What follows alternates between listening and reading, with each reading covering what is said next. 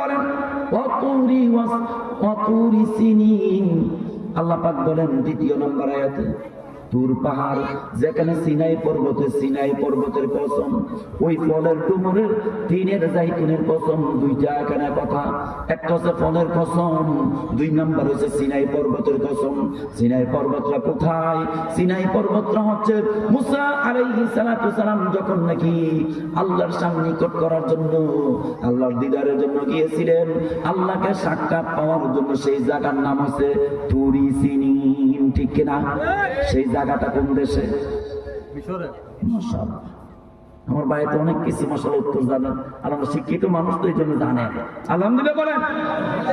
মিশরের ভিতরে সিনাই পর্বত, সেই সিনাই পর্বতের অবস্থা হয়েছে এই। মুসা আলাইহিস সালাতু সালাম বললেন, আল্লাহ আমি তো আপনাকে দেখতে চাই। আল্লাহ বলেন, লান তারানি, তুমি দেখতে পারবাই না। সুবহানাল্লাহ, লান তারানি, তুমি আমাকে কি করে দেখবা? তোমার তো সেই চোর মোচকে দেখার মতো সেই ক্ষমতা নাই তোমার। সুবহানাল্লাহ বলবেন না? কেমন মজার কথা! আল্লাহ পাক বলছেন নবীকে, তুমি কিভাবে দেখবা আমি আল্লাহর ক্ষমতা, আমি আল্লাহর সেই বিচিত্র অলৌকিক আমার সেই রূপ। এই জন্য আল্লাহ তাআলা লামে তাকিদ দিয়ে বলছেন, লান তারানি, তুমি দেখতেই পারবা না। যখন নাকি দেখার জন্য আল্লাহ তাআলা কাছে ওই সিনাই পর্বতে গেলেন, মুসা আলাইহিস সালাতু সালাম ৭০,০০০ পর্দার ভিতর থেকে দেখতে পেলেন আল্লাহ তাআলা নূরের ঝলক মারছেন। কয় হাজার? বলেন কয় হাজার?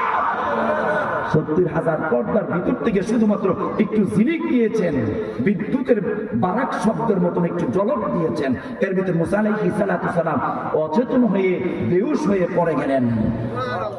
সেই পরে যাওয়ার মধ্যে যে ঝিলিক দিয়েছে আল্লাহ তাআলার কুদরতি ঝলক করেছে, ওই পাহাড়টা, পাথরের পাহাড়টা, ওই পাহাড়টা মরুভূমি হয়ে আপনার কালির মতো ছাই হয়ে গেলেন। সুবহানাল্লাহ।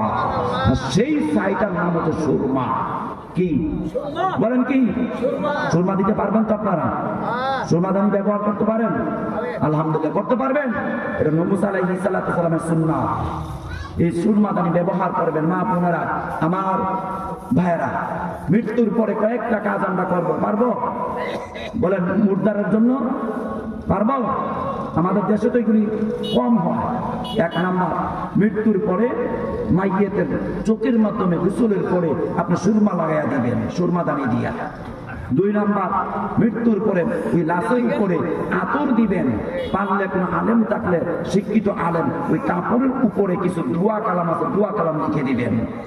তারপরে ওই লাশকে কবরে রাখার পরে, আমাদের দেশে উল্টা, ওই কবরে রাখার পরে সুন্দর করে কবরে মাটি